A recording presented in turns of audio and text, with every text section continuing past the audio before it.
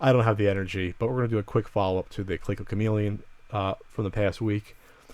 Lots of activity going on the good old Atari Age forums, following up on everything. We want to talk about real quick. I guess they've revealed more of the Kickstarter is supposed to be launched Friday, the 23rd of February. We're recording this. Excuse me, the 26th of February, Friday. We're recording this on the 23rd right now. But they revealed some of their Kickstarter rewards. We went over them last week when they revealed a few of them. They have a Platform Lovers retail bundle for $185, which is the Coleco Chameleon, and then you get a choice of Sydney Hunter and the Carriage of Death from Collector Vision, or Pico Interactive's Dork and Yimp game. Not familiar with that. There's an RPG Lovers package. There's a $210 Beat 'em Up Lovers retail package, which gives you Iron Commando or Legend. Plus, you get an additional controller. You get 2 controllers instead of 1. And then you get into the ColecoVision Lovers Retail Bundle for $225. This includes a black Coleco Chameleon video game system, a Coleco Chameleon USB controller, HDMI cable, AC adapter, the packing game, and you get the ColecoVision Collection number 1, which has a whopping 15 games on the cartridge. Wow. And 2 exclusive USB ColecoVision style controllers. Fucking A. Generosity. So they're coming up with their own USB ColecoVision controllers. I'm sure they're going to be good. So they're doing that. And then a higher priced, I don't know why, for $250, the the Intellivision Lovers Retail Bundle. It's the system, HDMI, blah, blah, blah. And then you get the Intellivision collection with, again, 15 games. And then you get... Guys, you give too much. The Electronite Intellivision game collection, which is a whopping 6 games.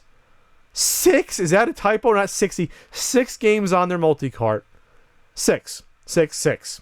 Just 1 6. And 2 USB and television style controllers. So, obviously, the fact that there's only 6 games on the multi-cart is horseshit. We got on Wait, so is there a 15 cart for the Intellivision and a bonus 6 cart? Okay, yes. There's 15 and a 6. Okay. Oh, I didn't see that. That's why it costs extra money. Holy shit. So you're getting 21 games. Okay. My God. Whew. Okay. My heart. So there's a separate one. There's a 15-game one, and there's a 6-game multi-cart. Okay, you get 21 whopping games, and that's an extra $25, extra cart. And then you get 2 USB styles. 2 USB and television style controllers. And a game collection overlay. So this is my question. If you looked at a ColecoVision controller and a television controller, they both have basically a D-pad or joystick, 2 triggers, and a keypad. Yes. With 9 buttons, plus your little pound and asterisk. Correct. Why do you need separate controllers for ColecoVision and Intellivision? You're going to say the overlays are going to be different size. Can you just fudge something and come up with something that has a similar size then fit the overlays on both? Do we really need to have different controllers for both at this point? No, we don't. And the thing is, I know someone out there will object, but honestly, the Intellivision controller isn't really looked upon as like the epitome of controllers.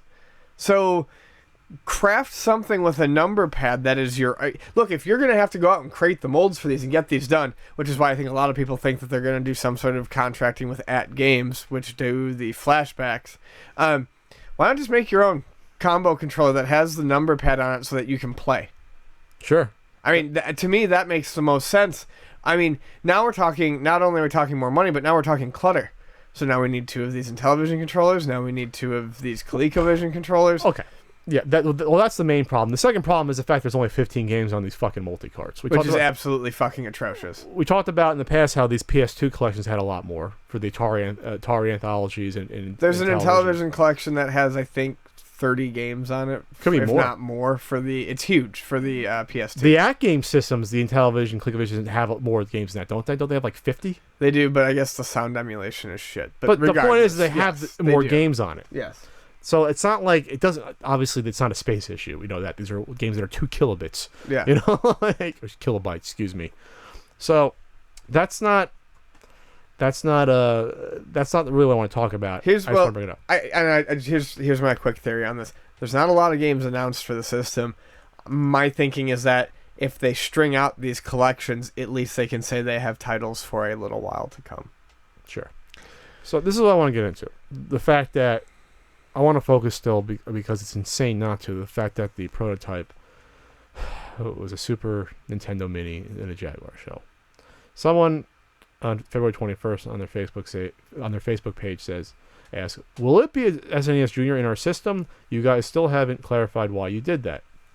Probably referring to the Toy Fair. Hi, Craig. This is the response. Hi, Craig. We will be making a formal response soon to this, explaining that it was not just a SNES stuffed into our shell. I can assure you that this is not what we've been working on the past year. We have lots more to show and prove yet this week. So is that an admission that it was a Super Nintendo in there, but there's going to be more besides Super Nintendo in there? But they haven't been working on it for a year because they were working on the VGS, which is not the Chameleon, which is not the thing that Carlson said. Which they threw out after they fired. They fired Carlson, so they threw out the design back in November. So to me, this is an admission that it was not just a Super Nintendo stuff into our shell. To me, that's saying that it was a Super Nintendo in our shell, but there was other shit in there too that we want to tell you about.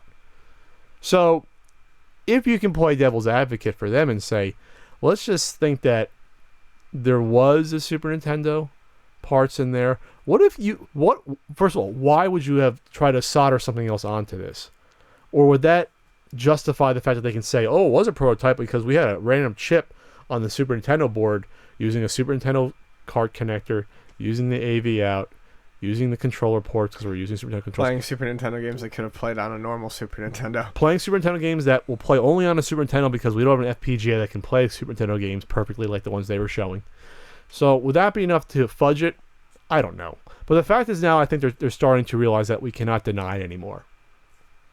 On the podcast, the Retro Magazine podcast, called Read Retro. Talk Retro. Read Retro is a website. The Talk Retro podcast, which features a couple of fellows, and on this particular one, they had a guest, Daniel Kaiser, who was actually the editor. He was the ex-editor-in-chief of Retro Magazine, who I've spoken to before. He's the second editor. The first one was Brandon Justice, I believe. That sounds like almost like a 80s action star name. But Daniel Kaiser and the guys in the Talk Retro podcast started talking about the allegations, and they came out and admitted point blank that, oh yeah, it was the back of a Super NES Mini. They basically admitted that on the podcast. But they said it was just because it was the most convenient thing to use as an AV out and a power out. Well, let's explain that. Let's just go over that for a second, why that's insane. Because then you have to somehow figure out how to hack that onto whatever board you're using. Mm-hmm. But then you also have to then convert what should be a digital signal coming out of your FPGA, because remember, this is supposed to be an HDMI out only system. Right. And somehow think that that's going to be easy to hack that into not just a composite output, analog out, but also the Super NES proprietary signal output. That's fucking insane. Right. This is not. They're making it sound like it's as easy as, well, we just took the board and plugged it into the back of an SNES Mini and we were off and running because that was the easiest thing to do. Bullshit. And like you said, I think the real big issue here is the conversion and the use of proprietary stuff. That's not the easiest way for you to do whatever you're doing. It's not. It's not easy at all. It also, I mean, so it also doesn't explain why the dimensions were the exact same when someone slid back a board to an SNES Mini to line the cartridge slot up with a Jaguar. It's almost precisely the exact same. Yeah, that can't be answered on the podcast. But here's the issue. Here's the problem with this, and this is something I brought up the last time. The big issue with this is they didn't open it.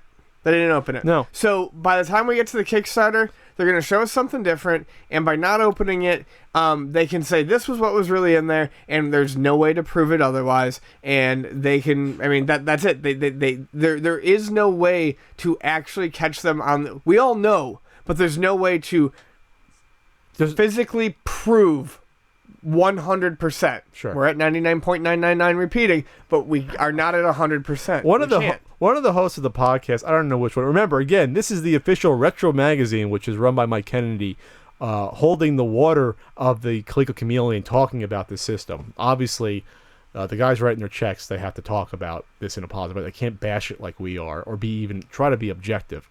But one of the people said there, hey, I was at the event. I saw it. You didn't. All right. Did you see the board? Because on the podcast, you didn't say you saw the board. The guy from Pico Interactive tried to ask to see the board. They wouldn't open up the console and show him the board. Which means that you saw exactly what we saw yes. in the pictures. You didn't see anything more than we did.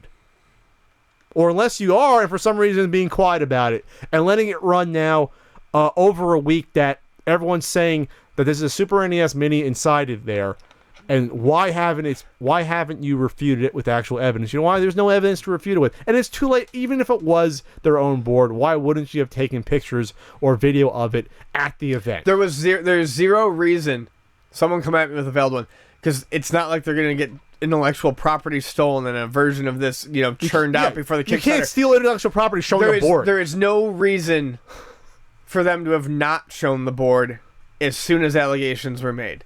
Unless, of course, it was just the Super Nintendo 2 underneath it. They would not have been risking anything. If there was a legit prototype, they probably would have left the shell off, frankly. Yeah. Or it would have been easily removable. One of the funniest things about this whole thing is that Mike Kennedy has sold clear Jaguar shells to people. Yeah. He's made them. So he could have just put the prototype board in a clear Jaguar shell, and you could have seen it clear as day. It would have been cool. Yep. So, I mean, it's like, okay, even if it was the real board, you have to show a picture of it. You have to. And I'm not sure... By the time you hear this, it's going to be 1 or 2 days before the Kickstarter starts on the 26th, if it starts then. I don't know if they're running scared now. Maybe they won't be able to start it on time, because maybe Kickstarter will see all this stuff and be like, we don't want this on our site. Because Kickstarter will shut these down. They don't care. They make so much money, they don't have to let every single Kickstarter on their site at this point without a real prototype. Well, and I feel like one of the silliest things. Cough. I feel like one of the silliest things that this Coleco Chameleon team did was not just drop it.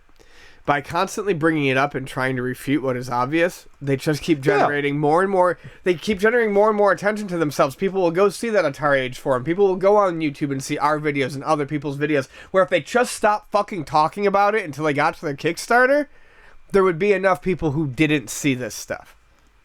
They could have even just said that it was a proof of concept, but they didn't. A proof of concept doesn't have to be a prototype. A proof of concept could just be, this is whatever shit mock-up we have to show you that this is what we want to do. Right.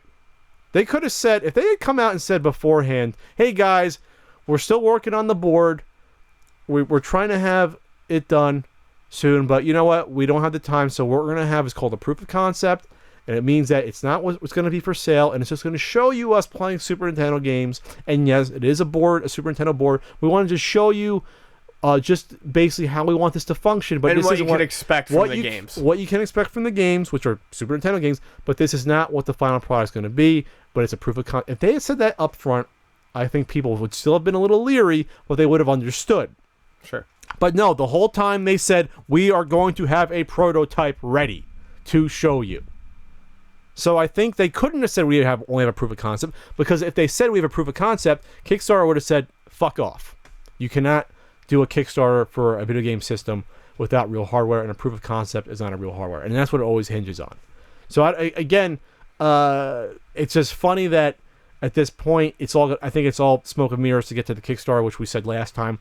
But hell, why do they need to rush it? If they've waited 6-7 months for a real prototype, and then said we need the extra time, I think people would have been like, okay, sure. But now the fact that this is the second failure of having something ready to go, a real prototype, I think that's it. I think fool me twice, not gonna fool me again. Yeah.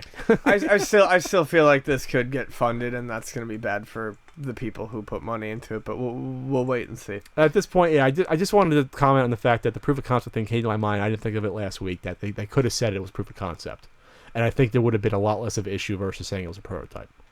But they didn't, and now it's a much huger issue, and now it's too late. It's too late to go back. The genie's out of the bottle. They've doubled down. They've doubled down. They tripled down.